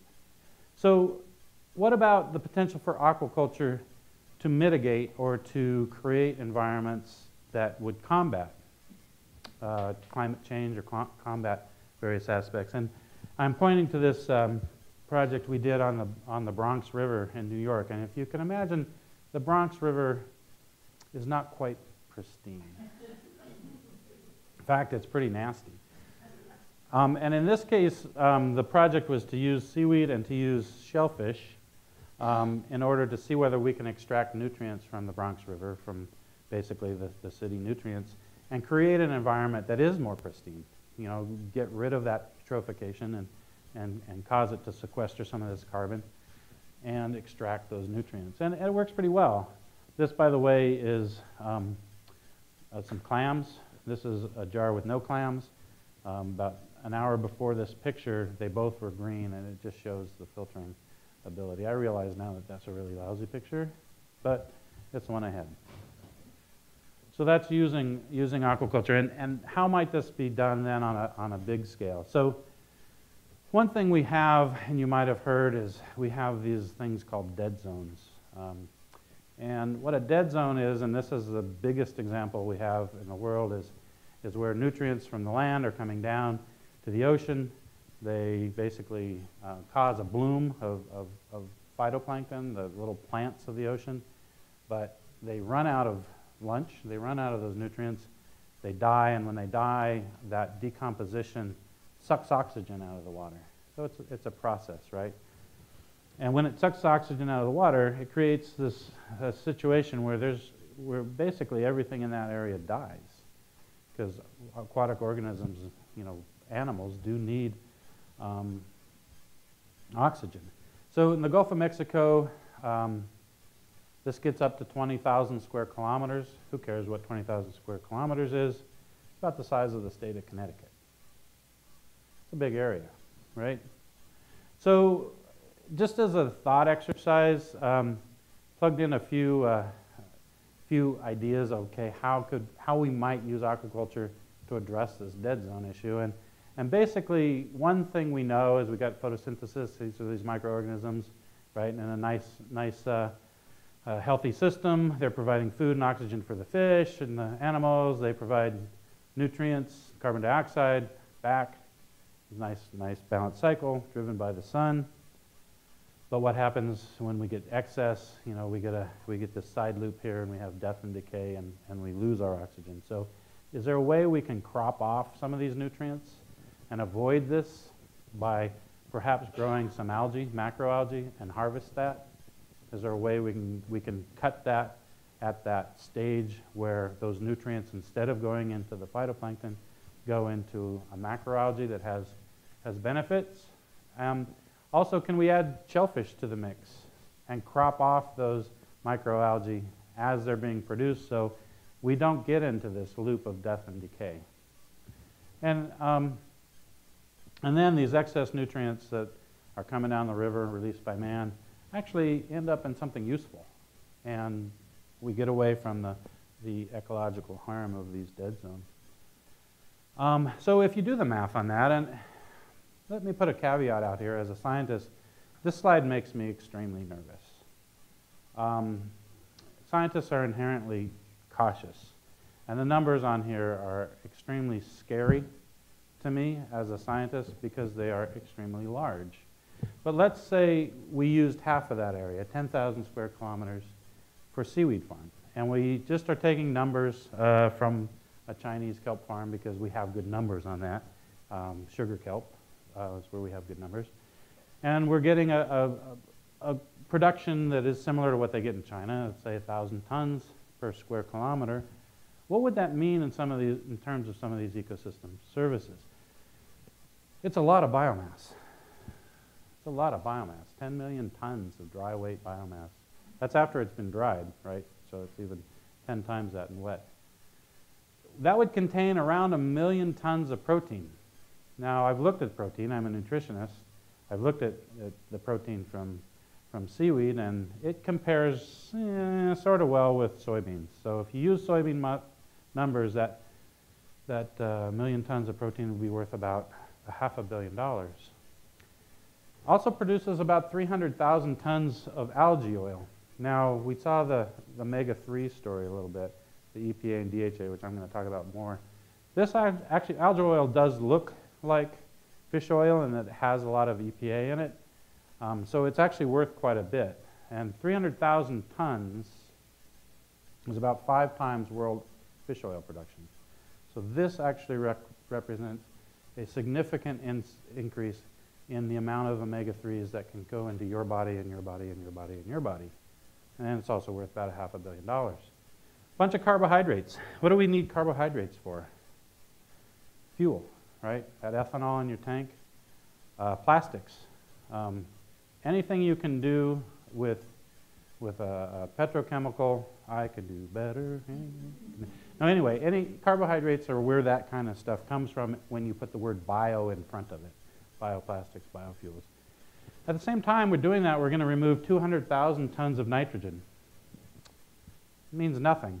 It's about 0.5% of what worldwide nitrogen going into the ocean is. 0.5%. From a tiny little place, half the size of the state of Connecticut. 20,000 tons of phosphorus. People talk about peak phosphorus for agriculture, that we're going to run out of phosphorus. Phosphorus is not created and destroyed, right? I mean, it's there. It's the laws of thermodynamics are not thrown out the window just because of phosphorus. Yes, the ocean is a sink, but the ocean is not a safe. It's not locked up. This is actually a way to kind of pull some of that phosphorus back out of the ocean and bring it back to the land. And 20,000 tons is a little over 1% of what worldwide loss down rivers is. And again, this is just a small place size of half of the state of Connecticut. Carbon, a number I can't even pronounce, but it's a lot of tons. And that's 0.1% of all the global climate greenhouse gases entering the oceans. So again, it's not all of it, but again, we're talking about a relatively small area of one dead zone. How about freshwater? We know freshwater is going to be important. If we were to produce this biomass in the ocean, we don't need to use freshwater. We don't need to use arable land, and we can save that much freshwater by not having to use it. And then we get the oxygen, we get the pH, and we get habitat for fisheries, and these things that we like to call ecosystem benefits that my agency is interested in. So those numbers are goofy, right? Because they're all just hypothetical. But they are too big to ignore. They're probably exaggerated. We'll probably find out why they're not correct. But they're too big to ignore. They are too big to ignore. So, next item, climate change. Can we use aquaculture to rebuild some of these guys that are having trouble? Abalone in this state. White abalone is on the endangered species list. Alaskan king crab. 2 species hit hard by ocean acidification, by the way. Salmon we know about. There's endangered salmon runs that are being rebuilt because of aquaculture. Corals. There's some opportunity to potentially rebuild corals that are lost either to environmental issues or by groundings of boats or what have you. And probably other marine species as well. This is the Olympia oyster situation. Use of marine aquaculture to make up for the seafood deficit. Paul talked about the guy sitting in his little office feeding the fish. That's a little guy sitting in his office feeding his fish in Washington State. And this is that Washington State salmon farm that if I was a good football player, I could probably throw a football to from our laboratory. The feeds issue, the efficiency that Paul talked about, we can create our protein with less environmental impact by having less environmental inputs. And the understanding of what happens to those things coming out of the tailpipe of fish. Paul used the word pollution. He also used the word nutrient. When does a pollutant become a nutrient? And when does a nutrient become a pollutant? When there's too much of it, like if you had your garden at home and you kept putting fertilizer on and fertilizer on and fertilizer on, pretty soon nothing would grow, right? You just have burned out things. But if you started with no fertilizer, nothing would grow either. There's an optimal. So at this point in time, we now know where those optimals lie. We can cite this aquaculture situation to where those nutrients flowing out stay nutrients and don't become pollutants and end up being starfish and crabs and being seaweeds that are attached under and around the net pens. We know how to do that, and that's really actually the way it works in Washington. And we can get seafood. This is a biggie. This is a biggie to me because this is our agriculture, right? What do we know about what's going to be limiting for food production? Well, land area, we're using 40%. Freshwater, we're using 70%.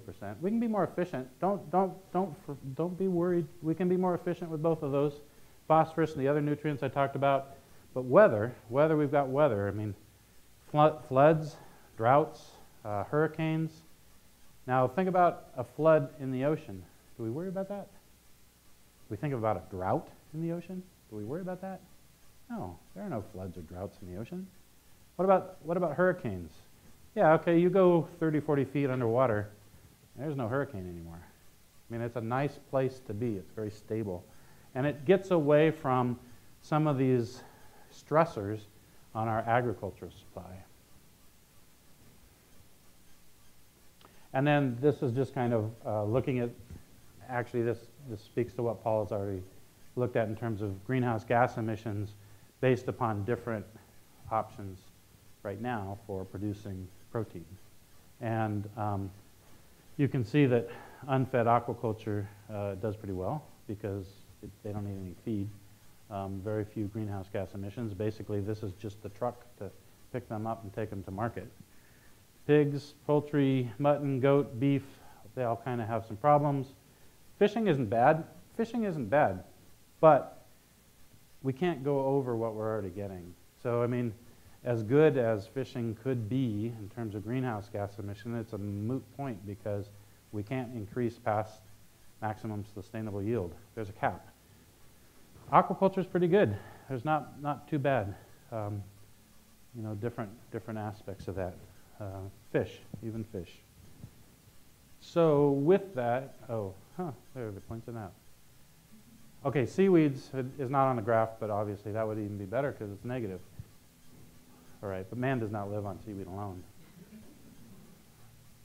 Okay, so that is the end of climate and environmental change, and so I will pause here and ask for any questions or comments, concerns.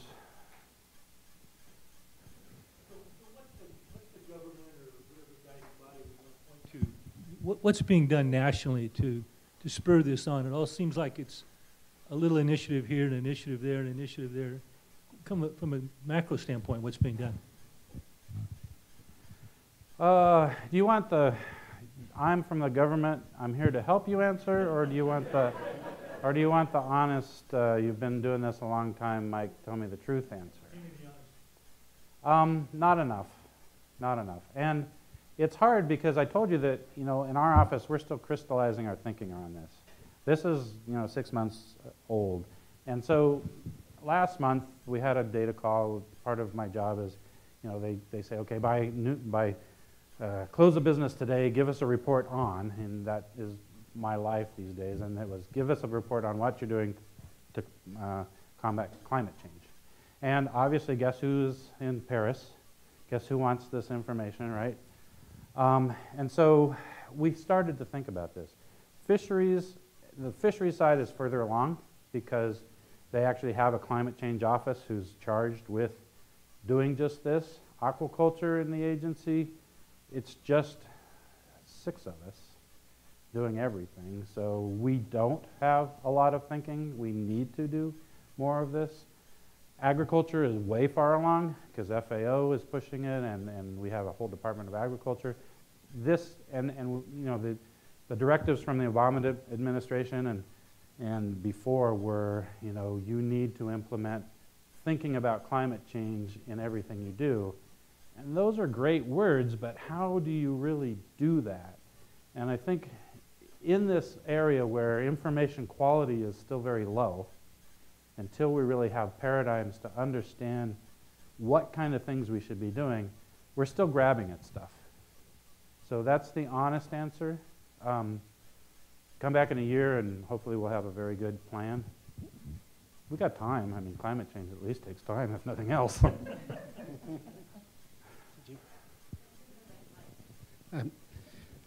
You mentioned that you now know the peaks on how much waste will be generated, et cetera.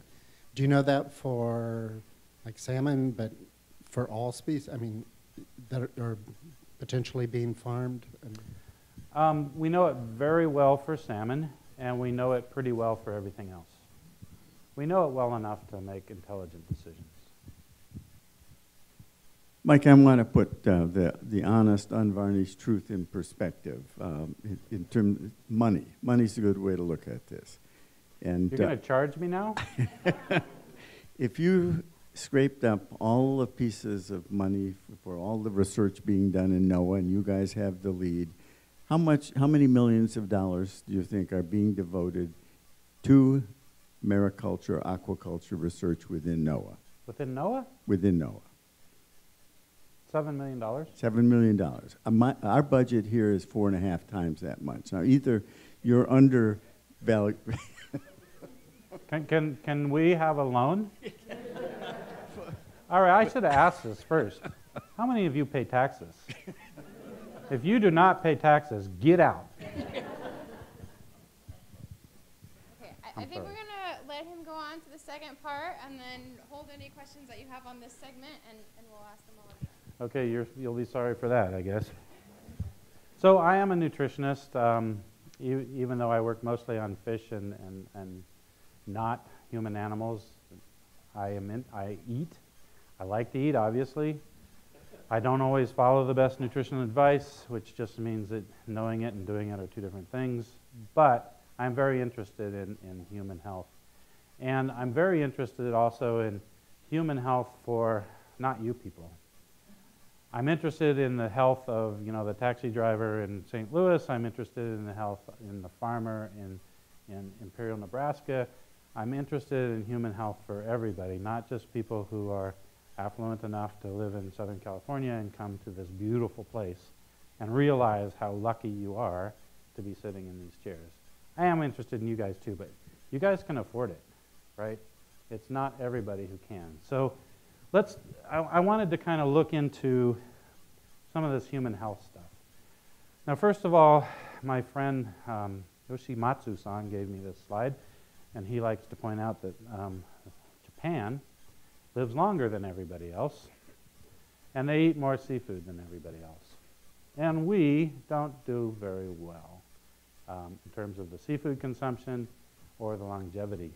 And this is true. If you look at fish-eating nations and you aggregate all the good, the bad, and the ugly that's in fish, it's better to eat it than to not eat it, right?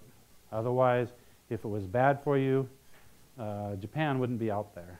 You wouldn't have these dots on this side.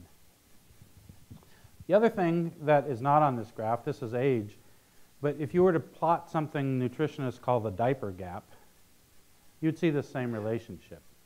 So what's the diaper gap? The diaper gap is a measure of quality of life. It's time you spend from being in diapers as a kid till you're back in diapers as an adult, right? Quality of life as well as length of life are tied to seafood consumption, and you've probably heard this a lot. Lots of well-established benefits to eating seafood. Institute of Medicine came out with this report a few years ago. Lots of different benefits in terms of cancer, asthma, diabetes, rheumatoid arthritis, Alzheimer's, any type of inflammatory disease. But the big one I want to talk about is heart attacks and strokes, because that's what kills Americans. A couple of guys, Mosafarian and Rim, these are a couple of slackers at Harvard School of Medicine. They looked at a bunch of different studies of these two things, EPA and DHA, these three-letter words. Does everybody know what EPA and DHA is? So EPA is eicosapentaenoic acid. There won't be a test. DHA is docosahexaenoic acid, and these are the two omega-3 long-chain fatty acids that people tell you to eat seafood for. There's a third omega-3. There's three of them that we, as nutritionists, want you to have. The third one comes from olive oil and plants. It's basically, a fatty acid is a chain of carbons all linked together. And the plant omega-3 has 18 of those carbons in a row. EPA has 20. DHA has 22.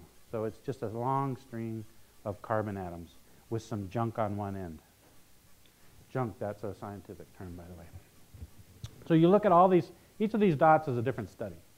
So you look at all these studies, and what they concluded is right here there's a breakpoint where your risk, relative risk of heart disease, beyond that it doesn't really help you, but the breakpoint is really at 250 milligrams per day, okay, of combined EPA and DHA, 20 and 22 carbon chain omega-3s. So if we need that 250 milligrams per day of EPA and DHA, how much do you think we get? I think we get 100. No. All right, nobody answered. In 1991, we got about 65. Oh, come on, we got to do better than that. 2006, we got 109. Making progress. 2010, we were back down to 90. All right, so how do I know that? I'm still doing the math on 2015, so don't ask me about that. But how do I know that? Huh. So before I tell you how I know that, let me scare you a little more. This is an interesting graph, interesting paper. This guy's also, I think, at Harvard. No, he's at CDC. Anyway, what he did is he looked at all the things that we can have control over that kill us. So the numbers are deaths attributed to individual risks in thousands, Lovely metric, isn't it? But it's kind of telling. And then he's broken it down into the black is cardiovascular diseases. We've got some cancer in here. We've got a little diabetes, coming up. We've got respiratory illness because of smoking, injury because of drinking. Introducing here alcohol use. I mean, I like the fact that this little black bar goes the other direction. That's your red wine, folks. So go get, right, that's red wine. But it doesn't make up for all the fights that you get in because you have too much red wine. But anyway, so the black is dominant, right? Cardiovascular disease is really what we die from in this country. Don't smoke. Take your high blood medicine. Lose weight. Exercise. Watch your sugar. Get rid of the LDL cholesterol. The government's doing that for you, so don't worry about that. Don't have too much salt. And what the heck is this? Low dietary omega-3 fatty acids from seafood. What the heck does that get on there for? Have you ever heard that? That we are losing 84,000 people a year to heart disease because they're not getting enough seafood? Yeah, that's above these trans fats, but boy, those get in the news. It's above alcohol. Well, it's above not eating enough fruits and vegetables or not getting enough PUFAs. PUFAs actually is related because those omega-3s are PUFAs, so you get some of that by doing that. But who would have thought? So how many people have just taken their driver's test? Anybody? Just take your driver's test? Oh God, the road is going to be horrible. So anybody want to guess on how many people die in car accidents every year? 40,000. Pretty good guess. 40,000. Twice as many are dying because they're not eating enough salmon. So I don't know what MAD is, but what could fish add or something? I don't know. So how do I know what we eat, and how do I know it's changed? So one thing our agency does is we figure out the top consumed seafood items in the U.S. every year, and we publish this. And so this is 1991, and this is 2010. And in 1991, we had a lot of tuna, a little bit of shrimp, a lot of shrimp, cod, pollock, wild salmon, less farm salmon, catfish, clams, and flatfish. Notice that most of those are fish or shrimp. We don't really eat a lot of, the shellfish guys don't like this because we don't really eat that much. And some clams, yeah, but not so many. The total is 14.9, about 15 pounds in 91. Bumped it up to 16 pounds in 2010. By the way, we're back down to 15 now.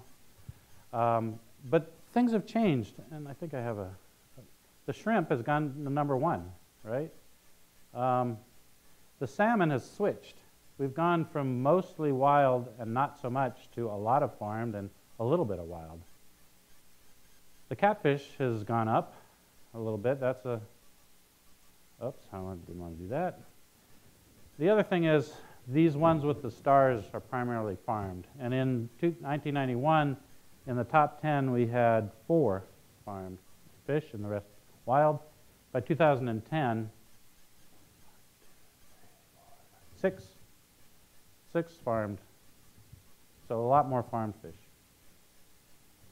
So what's the omega-3 content of those different things? And if you look at it, these are from a variety of sources, but mostly the USDA website on nutritional content. They keep track of this on all kinds of things. If you look at the content in those things, really farm salmon and wild salmon, both great. Tuna is okay. And then you get down to some other things, tilapia, cod, clams down here. None of this is bad, it's just different. Another source comparing farmed and wild Atlantic salmon. USDA does change its numbers based upon updating data a little bit, but in general the farmed ones are higher, a little bit closer here, but there's some variability in the data. But both farmed and wild are great sources of omega-3s.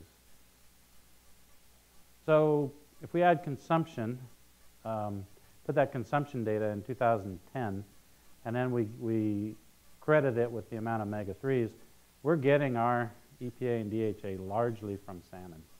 Largely from salmon. You can get by, eating 1 cell phone of salmon a week. Or if you're going to do it with shrimp, you're probably going to have an iPad or maybe even a laptop. If you do that with cod, you better probably invest in a desktop size a week, okay? Because they're not all the same. Takeaways, salmon, both wild and farmed, is the largest source. We're getting about 60 of our 90 milligrams from salmon. Farmed seafood, these are the farmed ones, are the largest production where you're getting omega-3s from, and that they account for 65 milligrams out of the 90 you got in 2010. So conclusions, per capita consumption of DHA is well below optimal for human health. Remember, we're at 100, 90 to 100. We should be at 250. People say double your consumption. I say double or triple your consumption. If you have heart disease, that number should be 1,000, not 250. Didn't show that data. High levels of EPA and DHA in farm salmon have had, over the last 2 decades, the largest impact of our dose in the United States in terms of health. Levels of EPA and DHA do change a little bit. It's not static, but you know, that list more or less stays in the same order.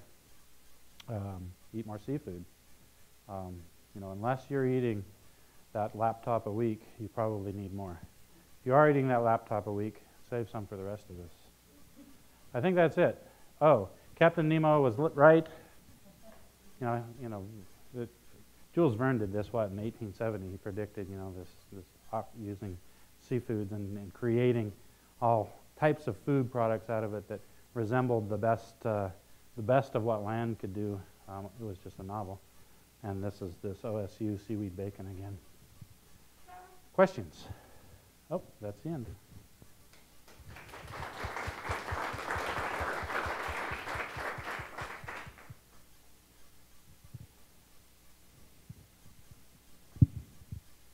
Your charts mentioned canned tuna. Is there a difference with sushi grade tuna or something like that? Yeah, the tuna is a little bit variable, and sushi grade is, you know, depending on what one it is, it's a pretty good source of omega-3s. It's not a salmon, but it's in there with any of the canned tuna, sure.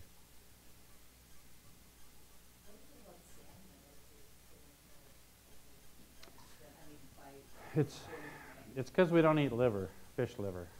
So fish kind of divide off into 2 different groups, those that store their fat in their liver and those that store their fat in the flesh. So cod stores its fat in the liver. Cod liver oil comes from pressing livers, remember? Great source of omega-3s. Salmon is one of those that stores its fat in the fillet, so you're getting all that. Most fish don't store their fat in their fillet. Black cod does, so sablefish, for those of you that like that.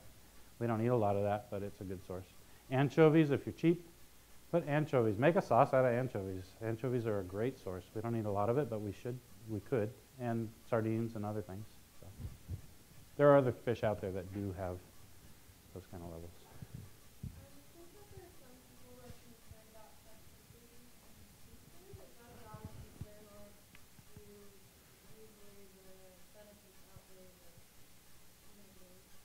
So if you're not eating that laptop of seafood a week, the benefits outweigh the problems.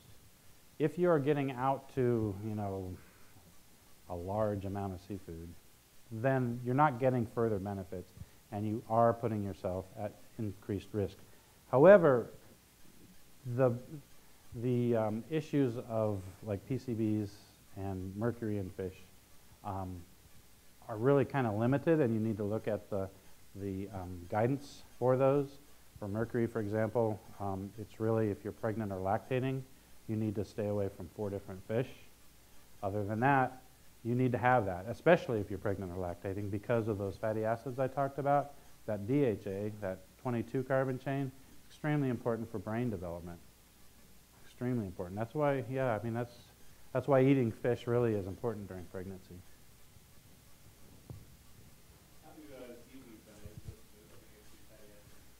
Seaweeds have them. They don't have much lipid. So, you know, that salmon is going to have 30 or 40% lipid, so it's got a lot of it in there, where that seaweed is going to have 3%. So to get that same amount, you're going to have to eat 10 times as much seaweed. But the fat in seaweed is got a lot of EPA in it. It doesn't have much DHA, but it has a lot of EPA in it.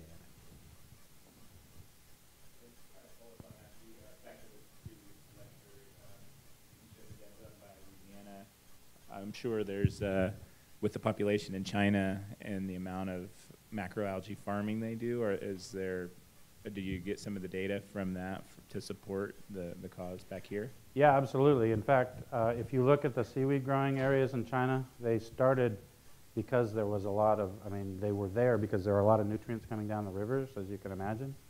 They actually got to the point where there's so much seaweed production that they were creating what we call oligotrophic conditions, and things weren't growing anymore because they were sucking out too many of the nutrients. So then they started adding in shellfish and finfish, put in a little bit more nutrients that help the seaweed grow. So, and Paul and I mentioned just coming back from Japan, and we went to a nori producing area, and same thing, they're sucking out so many nutrients that they're talking about relaxing the sewage treatment regulations to allow more nitrogen to come into the bay, because the seaweed is sucking it all out. So you can have too much. And it goes back to this idea that there is an optimal, and there is an optimal on everything. Too much, too many nutrients is bad, too few nutrients is bad. You really need to kind of dial it in. We know how to do that if we're smart. We're not always smart, but we do know how. All right, so we want to get you guys out of here a little late, but Mike and Paul have a plane to catch. We want to thank you both very much for coming. And all of these Aquatic Academy sessions will be available online, and we will keep you posted on that. So thanks again to Mike and Paul. Thank you to Randy, and thank you for all of you for coming. Thank you, Tim, and thank you, Gary.